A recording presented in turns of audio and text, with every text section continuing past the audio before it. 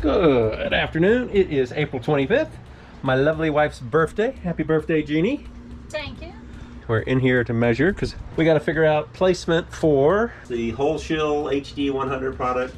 We actually have a total of 8 transducers, 1 for each engine, 1 for each rudder post, and then 4 in the hull. I'd like to actually have 6 for the hull, but that requires buying a whole nother kit, so we're going to hold off on that. That's what we are going to work on first, is figuring out approximate placement, and then do some other odds and ends later. Okay, so here's one of the little transducers. You got to place 4 of them around the hull, and since we have about a 52 or 53 waterline length, I broke it up into, to maximize coverage, 13 feet from the front, 13 feet from the back, and then that gets you right about into the middle. So 13 feet from the stern brings us to 4 or 5 inches beyond the steel there. We're probably gonna end up putting them back there, up in that little section right there. And that kind of also integrates it with the skeg that's on that side. And then we'll do the other one. Should also have good steel to go to. Yeah, it'll go just down into there, underneath those 2 fuel lines. And then for the engine, they say you can attach it to the bell housing, although my only concern is we have this prop saver here, which obviously is plastic type material. It's not rubber or anything, so I'll have to ask the company how well that transmits, although there's no other place to put it because obviously that's going to be spinning and you can't put this thing spinning since the wiring would get tangled up really quickly, not to mention throw it off the unit. So anyway, it looks like we're going to mount this right here, and I think it'll be pretty much out of the way. We can run the wire down there, and then it'll have to go forward and out and over because I think we're going to mount the control boxes over there. There's no real control. You turn them on or turn them off. So that's the location for the engines. And then we'll do the rudders later. I'm hoping we'll be able to put them on the underside of the horns, but we will figure that out. Then up here, we're going to put them about midway underneath here on both sides. First step now is to get all the paint that's where they're going to go off. Anyway, later, Jeannie has prepped the metal surface, but one of the things you also have to do is rough up the bottom of the transducer so you have nice fresh plastic exposed.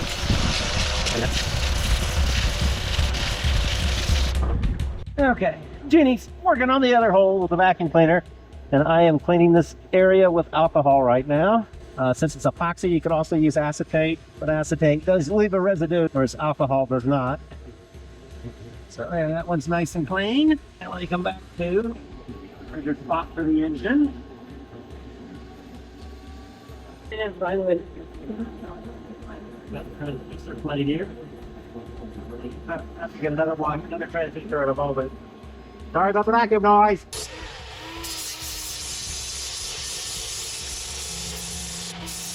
That one's big enough. Okay, I've mixed the epoxy up. They actually include some JB Marine Weld. Comes in, it's black and white, and when you mix it up, it's gray. And you have set time is 4 to 6 hours, so you have lots of working time. And what they recommend you do is start in the center of the thing and then slowly spread out from there till you have full coverage. It's almost like paste, almost like heat sink paste. And you already wiped down? Yep. With alcohol? Wet both spots with alcohol. Okay, and I kind of want the wire. And they say to put some pressure on it and twist it, because you want to make sure you've kind of pushed through the epoxy. I brought a magnet down. I want to put a magnet right in front of it if I can. Keep it from sliding down. Okay. There's that one, hopefully in place. And let's prep the next one. Of course, one thing you have to be careful with the acid brushes is watch for a little furs coming off. Yeah. But you don't want to leave those in the mix.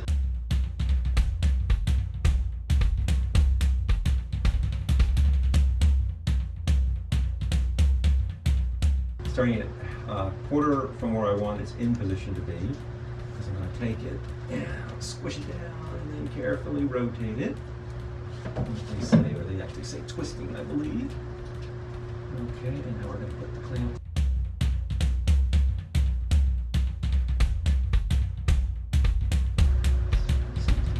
Nice. Okay, there's that one in place. Let's put some more epoxy. See? Ow! Yeah.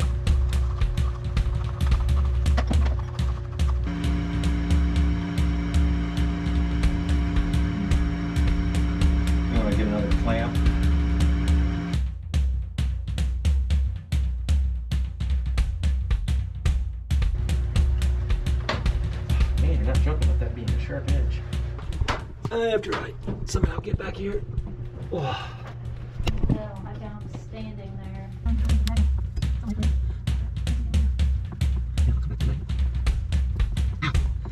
Man, that thing's like a razor on the edge. We gotta sand the top edges on this. Man, this thing is just brutal. Okay, let's see the magnet. And then tape. Uh-oh.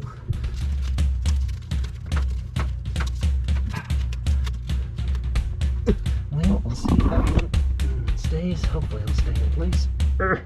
I just need to get out of here without killing myself.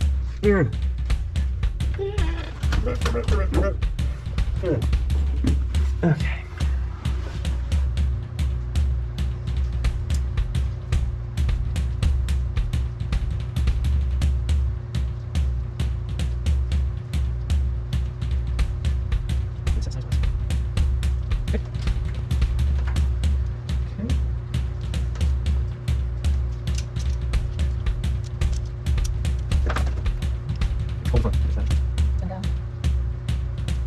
It's on the engines, so what is it vibrating underneath? Well, in theory, it's vibrating. That's on the transmission. It's vibrating. This is bolted to the transmission, so the transmission will vibrate, and then that'll go down to the gears and will vibrate this assembly, and then on out the shaft to the propeller. Okay. Good evening. It is April 26th, and we are obviously back at the boat, down in the equipment room, and you can hear equipment running in the background. That's the dry bilge pump. Drying out the bilges, I hope, since it's raining outside right now. I'm sure a little bit of water's trickling in. Anyway, we're gonna install the front two whole shield anti-fouling ultrasonic transducers.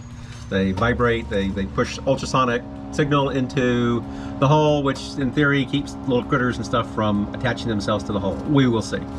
So, yeah, we don't know if it works, I mean, but you know, we're gonna try. We're gonna try it, see how it behaves. We installed 4 last night, so I'll be removing the tape and checking them while Jeannie preps the front ones. Anyway, that's what we're gonna do later. So, go ahead and take this clamp off. Hopefully this stuff is dried. Seems dry. Take that off. Seems to be pretty well attached. Oops.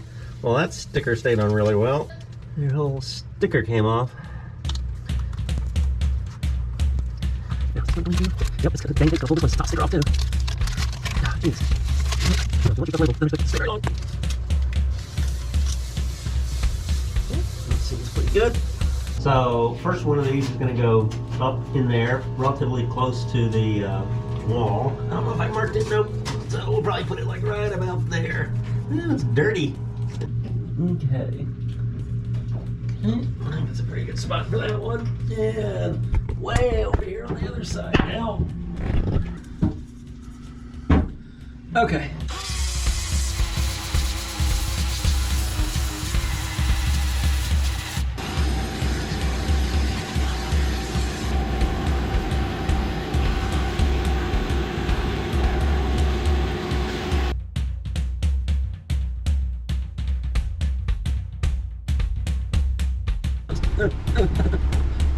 Jeez. No, we need to get rid of them. Are you Sure. Yeah, I can get rid of them. What did I get rid of? Pretty good. You can still need to paint these. We'll paint those too. Oh, come on. Okay. Oh, and the labels on the silly things came off. I pulled the tape off of them. Okay.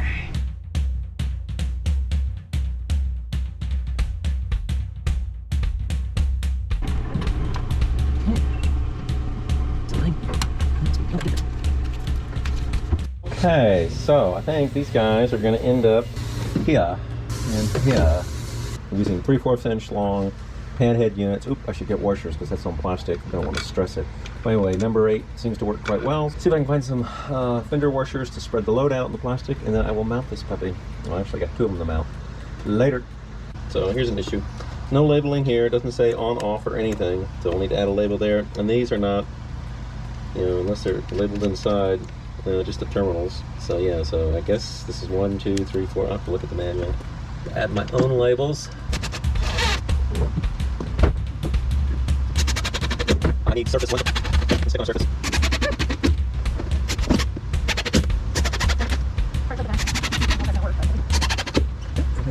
Okay, of course there is the rudder shaft, and we're going to mount these to the underside. So that's going to be underneath there. Already cleaned it, so it should be a nice shiny area right there. So I need to sand the bottom of that and clean it with alcohol. Yeah, actually, just of course, the robot's gonna be getting it on. Okay, we're making a little jig here. It's Jeannie cutting the other piece, but these two pieces will straddle this piece right here, so I can put the clamp right in the center. Now you want a tour of the steering area. There's the other steering post over there. Bilge pump, stern thruster, hydraulic ram for steering, and there's the steering side I'm working on. Yeah, let's see if we can assemble this beast.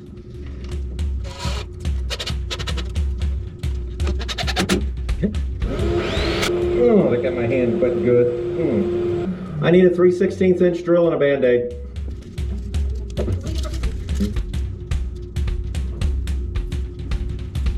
Okay, so I got this drilled out now.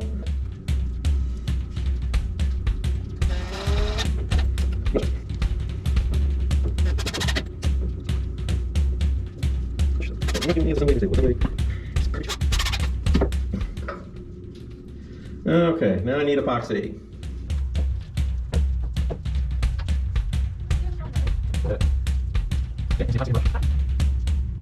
Okay, there's a view of this thing in there. Okay, now I gotta get out. I'll make a second.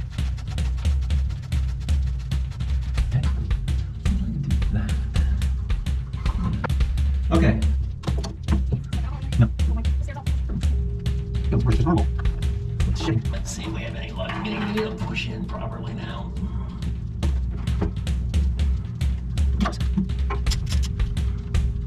So there's the second one in place.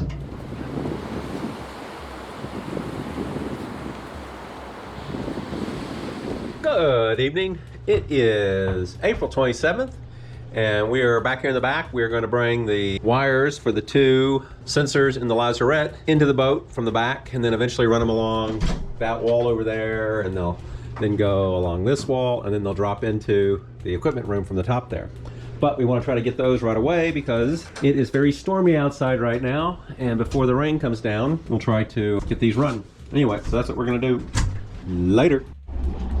So we're running this wire from that vibration thing over there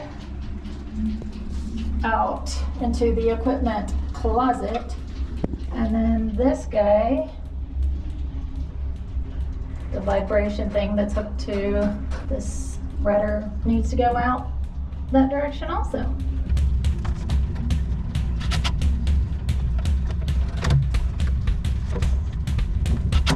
Okay, well this is going to be loads of fun.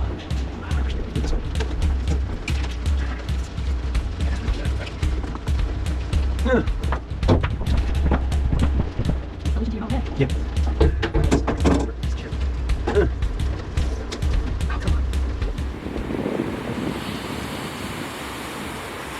Good morning. It is April 28th, and we are in the engine room.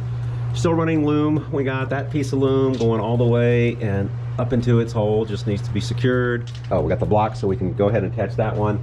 Ginny has run the port side ones all the way around.